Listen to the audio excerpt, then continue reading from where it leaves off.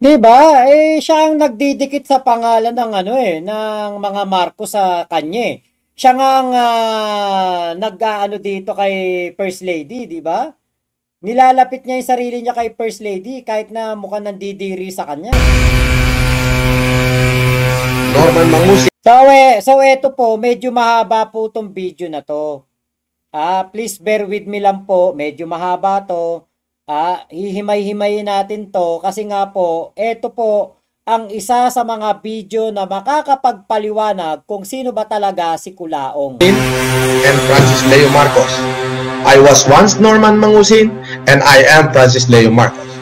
Well, masasabi ko kung sino ho ako, nanay ko ho ang gumawa niyan. Kung ako'y Marcos, yun ay gusto ng aking ina. Sabi ni Imelda, anak niya, ano ka ba naman anak, ikaw namesake, pinsan mo, wala pakialam sa politika, kung tali-talino, wala ka sa lahat. Di Arda Marcos, mapapatay namin si Ninoy, broad daylight. Huwag niyo pong idikit yung pangalan ko kay dating Senador Bongbong Marcos at kay First Lady. Wala po silang kinalaman sa aking ginagawa. Wala pong pamumulitika to. Nagkataon lamang po na Marcos Foundation at nagkataon din pong eleksyon at tumatakbo po yung aking pinsan sa pagka-vice presidente. Ako po ay pinanganak akong super yaman. Makikipagsunugan talaga ako ng pera sa kanila. Gusto nila, sunugin nila ako ng pera nila. Pero sisiguraduhin ko, hindi pa ako napapasok. Ubos na yung pera nila. Si Imelda sa akin humihingi ng pera, si Bongbong sa akin humihingi ng pera, si Amy sa akin humihingi ng pera. Ibig sabihin, nasa akin lahat ng kayamanan ng Marcos. Oo. Sige! Lang yan. Pinuhos ko na nga ho lahat. Lahat-lahat. All out na ako. If I will put it in millions, sobrang daming millions po nang nagastos ko na. Baka kalahati na ho ng isang ira ng isang buong munisipyo. Uulitin ko, hindi ho milyon lang ang nagagastos ko. Milyon ho talaga. Sobrang laki.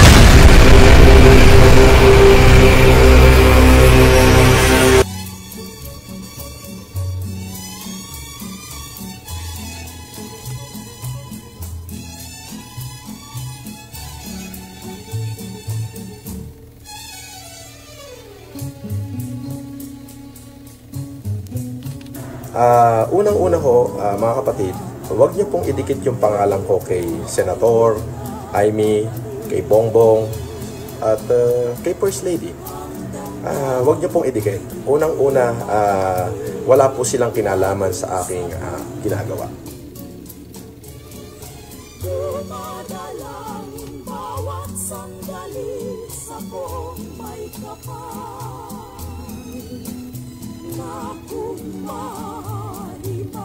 Kaya lang masama yung love ko, yung sinasabi ko, 1986, it was really a total betrayal. I've seen the conversation of my family, my father, my uncle, that what they want, what they really want is just simple. To live this country at peace, my family dreaming, all the Filipino living in comfort, their children going to school, and be a self-reliant Filipino.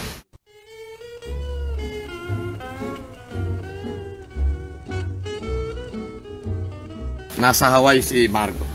We were there that time. Okay, totoo yun. Dumating si Doy. Ano yung dad ko? Hindi na nakapagsasalita si FM. Sa Doy, kumusta? Yun lang. Sabi ni Doy, Doc, then my father interrupt. My father's a doctor. Pacifico Edralin Marcos. Sabi niya, Doy, eto last will ni FM. Malibing lang siya dun sa Paway. 90% ng kayamanan na acquired namin, 90% of all our family earthly good, ibibigay sa Pilipinas, basta paandarin lang ang Bataan Nuclear Power Plant. Alam mo ang sabi ni Cory? I want the Filipino suffer so they will hate Marcos. That is the very exact word of Corazon Aquino.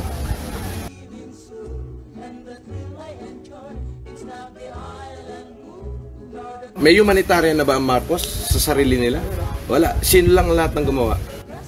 Basta to ginawa ko lahat ng humanitarian just to cleanse the family name of any crime. So, I am the sacrificial lamb. I have to do this thing to cleanse my family name of any crime.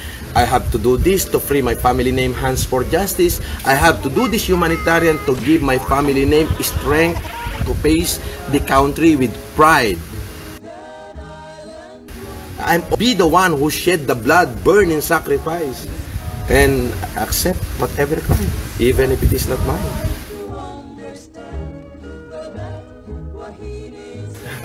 When I said, I asked Fortuna, my auntie, why me? Alam mo kung ano sabi niya? Don't worry, they are the politician, they have their names, you have the wealth. What's your problem, Francis? Sabi ko sa kanya, puta ina, kahit magbabae ko ng 5,000 o mag-anak ako ng 5,000, bibigyan ko ng tigi-tigi 1 bilyon lahat. Hindi ko pa rin mauubusan. Pati ka ako-apuan mo, buhay na. Bakit? Hindi ako nang hingi ng kahit anong pabor sa pamilya Marcos. Bagkus. Si Imelda sa akin humihingi ng pera, si Bongbong sa akin humihingi ng pera, si Amy sa akin humihingi ng pera. Ibig sabihin, nasa akin lahat ng kayamanan ng Marcos. Oo. Sino Marcos ngayon?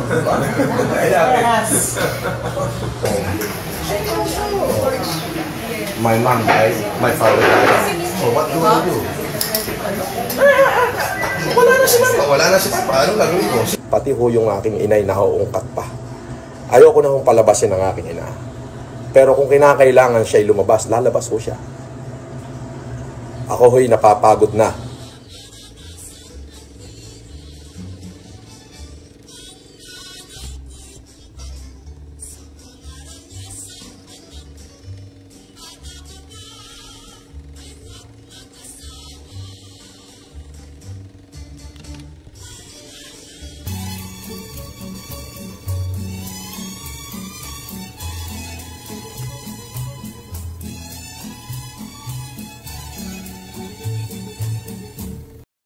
Mamaya na ako mag-reaction, ang gandang panoorin, di ba?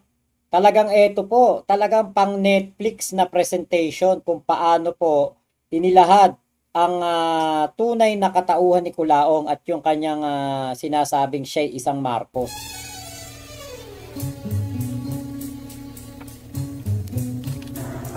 Unang-una ho, mga kapatid, huwag niyo pong idikit yung pangalan ko kay Senator, Amy, kay Bongbong, at kay First Lady.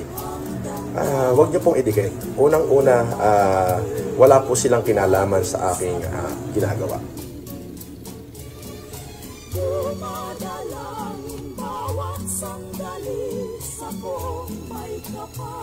Parang inulit lang pala to. Kaya lang masama yung loob ko, yung sinasabi ko, 1986, it was really a total betrayal. I've seen the conversation of my family, my father, my uncle, that what they want, what they really want is just simple. To live this country at peace, my family dreaming, all the Filipino living in comfort, their children going to school. Inulit lang. Naks, ano? Kung makapagsalita si Culaong, kala mo talaga parteng-parte siya ng pamilya Marcos, no? Akala mo talaga nasa Hawaii siya, Yumiko, thank you ha. Thank you sa iyong pakulay. He is worse than using drugs. His imagination is too wide. Janet De La Cruz. Dino Cazares, tuwan-tuwa siya. Erwin Pagunsan. Yan ang yaman kay Bernard Chong. Bakit pumapayag siya na gamitin ang yaman niya para ipagyabang? Naloko rin po niya si Bernard Chong Kailangan na ng fentanyl ni Mangusin.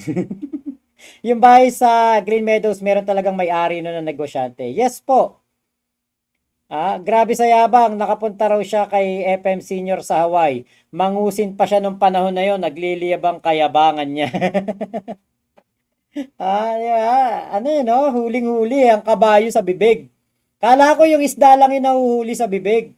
Pati pala kabayo, nahuhuli sa bibig. Maganda yan, dapat sa pelikula yan. Wag yung maganda ang imahe niya sa pelikula. Yung totoong scammer lang. Dapat ang director si Daryl Yap. Abangan nyo po abangan nyo na lang. Abangan nyo na lang. Kung nabubuhay si Manguse noong panahon ni Rizal, magiging anak din siya.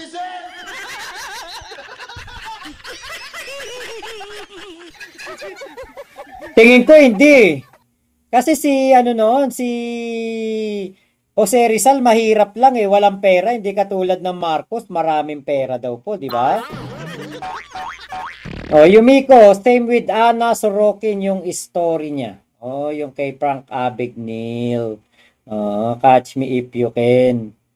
Oh, di ba? Hindi na siya nag-live na kumakain ngayon kasi balahura eh. Salute boss Makmak, ang ganda ng content mo, mind catcher talaga, attention getter, sarap manood. Salamat po. Share nyo na rin po para marami makapanood. Queer of Life, kung alam nyo kanta ng parokya doon niya ginawa yung pagiging hero niya. Si Mang Jose, ang superhero na pwede mong arkilahin.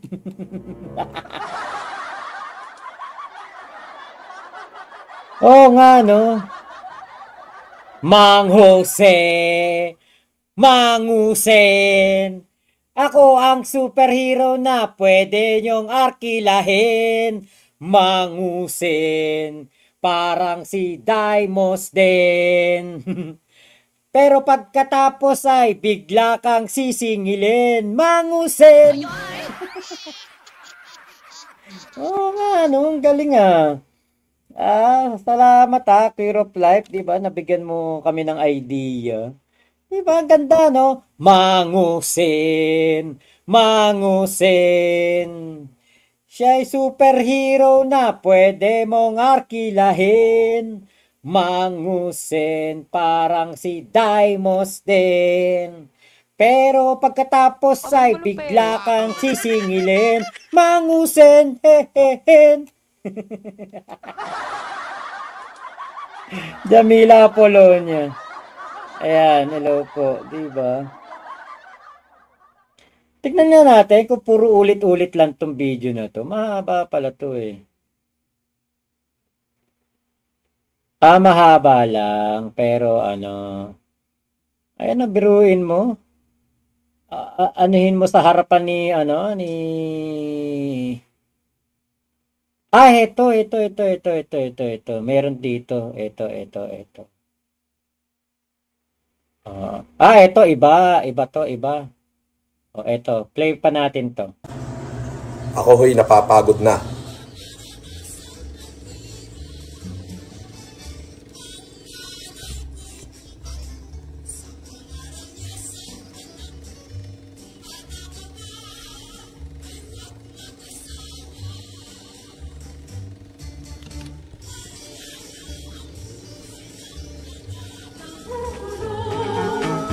Ang ibig ko sa lalaki ay laging mapagmahal.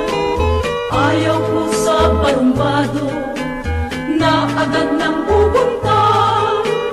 Ibig ko ay karingoso. Bakit wala? Samantalang itong mga puta, hindi naman ako nagmumura, no? Samantalang itong si Cory Aquino, na putang ng Madjongera, nanay nitong kabila, si Bansi. Sila nagpapatay sa tatay nila, ano ka ba?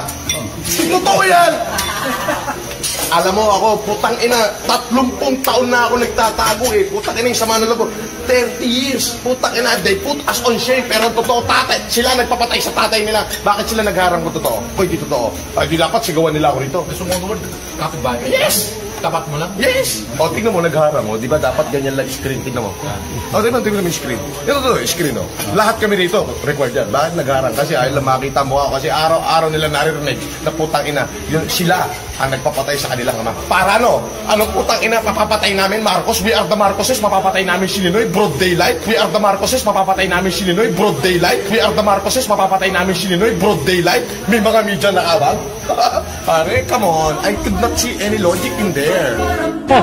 Kailan pa man, yan ang dapat mong malaman at huwag limutin ngayon pa lang. Ang ibig mo sa asawa ay ako lamang ang titingnan. Ayaw ko pag may dalaga na masalubong susulyakan. Bakit ba ibang babae ang hahanapin upang sundan? Norman Mangusin and Francis Leo Marcos. They asked if it is the same person. I said yes. I was once Norman Mangusin and I am Francis Leo Marcos. Kung sino po ako ngayon, yan po ay dahilan sa aking nanay, sa aking ina. Nagkataon po na yung aking ina ay inspired sa mga mabubuting gawa ng dating Pangulong Ferdinand Marcos. Sabi ng nanay ko, ikaw yan eh. Yan ang gusto kong pangalan mo eh. So ano ang gagawin ko? May kasalanan ho ba ako doon? Pinahanap ko nga ako kung may record nga yung Norman Mangusin ng kasamaan. Wala naman yung criminal na ginawa eh. Tanong ako sa abogado ko, I am Norman Mangusin and Francis Marcos is the same person, may problema ba? Sabi ho ng abogado ko, wala. Ulitin ko po. Ako po si Francis Leo Marcos. Kung sino po ako ngayon, nanay ko po ang may gawa. Hindi naman ho ako nagpunta para gawan mo nga ako ng ID na Francis Marcos. Hindi ho. Hindi ko ho ginawa yun. Nahihirapan ho ako eh. Magmula nung nagkaisip ako, kung sasabihin ko na lang, sino ka? Francis Marcos. Taano-ano mo yung Pangulo? Malik ho dyan. Taano-ano mo yung Pangulo? Malik ho dyan. The dream of every Filipino is true. That even in this land of impoverished legacy, we can tell the world that the wave of the future in the country of Philippines is not totalitarianism, but a democracy. Tipiko, ipinanganak na mas matalino kay Ferdinand Marcos. Ayun. Okay!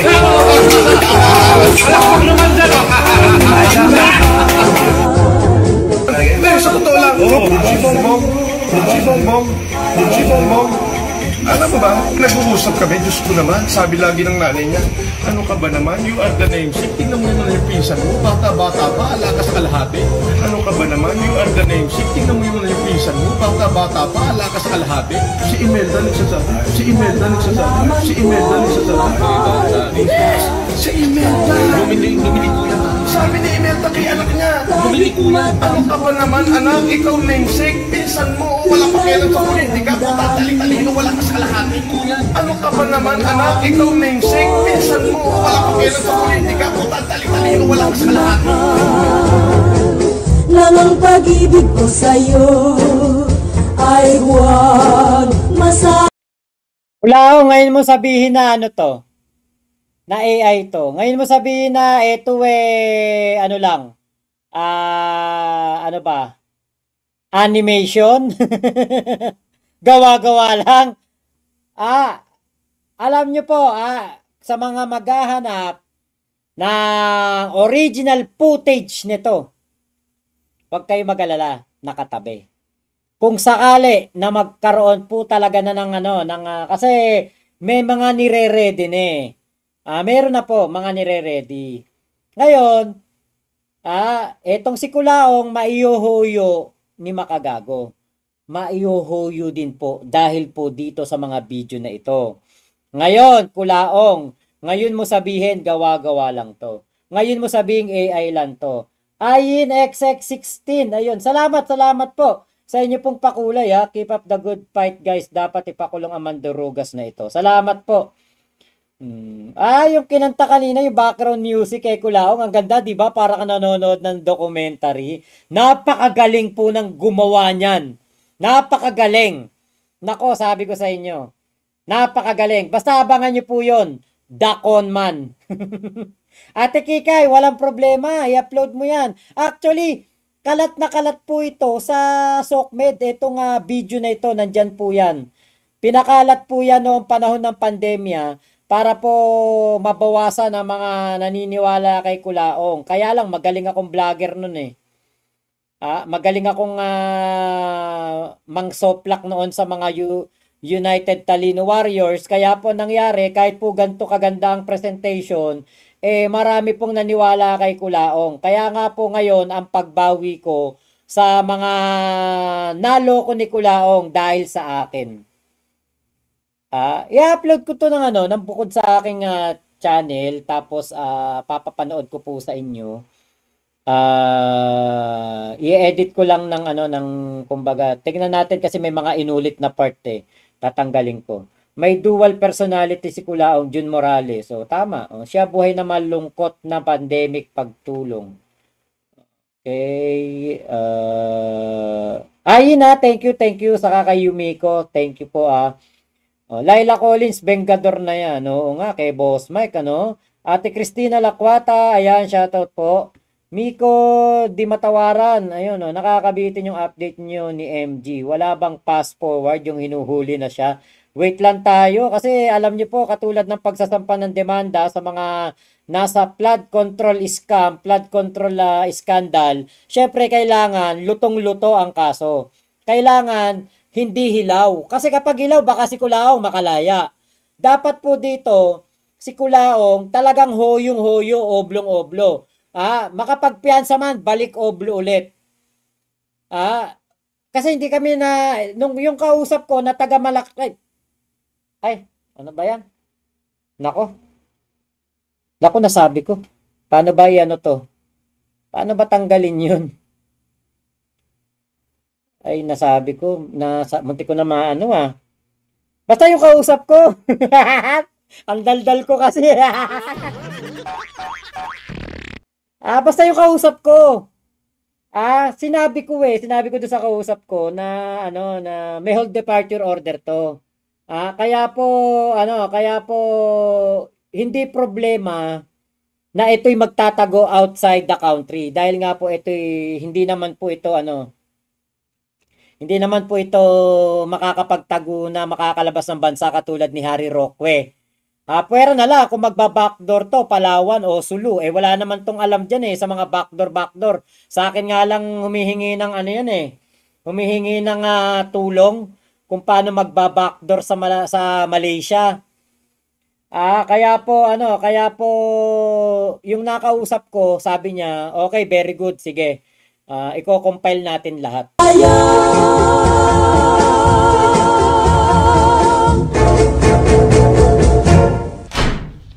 Das war ein Befehl! Der Angriff Steiners war ein Befehl!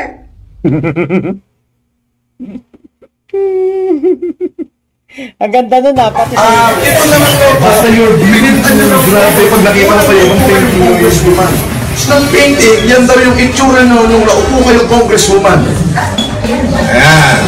And this one, nung daw pumunta kayo sa Rose Garden with Ronald Reagan. Yan. Ang galing yung story ng painter Yan. Yan. That is the story of Ronald Reagan. Teka ba, ito May the greater architect of the universe with his divine providence and infinite wisdom will strengthen your life. I pray to the greater Lord to give you more life, for you to live long enough to see the end of this. Without me, it's all paid. Do you think I will won the election because she is Annie Marcos? No. She won the election because she is your daughter. Ngayon po, meron akong bago, baka gusto nyo, ako po ang chairman. Meron I will show them whatever it takes until my final use. No problem. Hindi ka naman uubos ng 1 million so.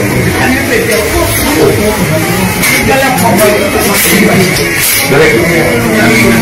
What? 37 million. Bentley car. That is the most expensive car.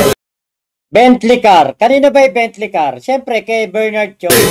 Not the Lamborghini Italian. Yung sasakyan ko po na rin. Sunod din, Mustang, R8, Leslie. Hindi po sa hindi ko. For me and for my fiancé. But when I see your plane, the man who admire you at the most, sabi ko isang Bentley na lang bibili ko. So I take it. I just want to let you know. I love you, I pray na tumaba pa yung buhay mo. Inaway niya ako, nasa Australia ako, inaway niya ako Si Lisa. 2016. Tumawag sa akin si Lisa, nasa New South Wales ako. Sabi niya, Francis, kailangan ko ng 14 lang. Nasa Fort Lauderdale ako. Nasa US ako Nasa Fort Lauderdale ako, nasa cruise line ako. Na-delay lang ako ng isang araw na galing sa akin. Blah, blah, blah. Hinla ko na. Ayaw ko na naman kausap. Pihira ka, ikaw may kailangan, ikaw pagalit. You suck! In this framing all, kasi po, namatay ako, magbibili ako ng will na lahat ito, yung mo, bigay sa dali ko. More than 10 pen. Ano yung 10 pen? Pero, tita, tell me, kung saan ipadadala to, padadala ko. Whatever you want, if you want to win this home, you can have it. This is 24 carats gold.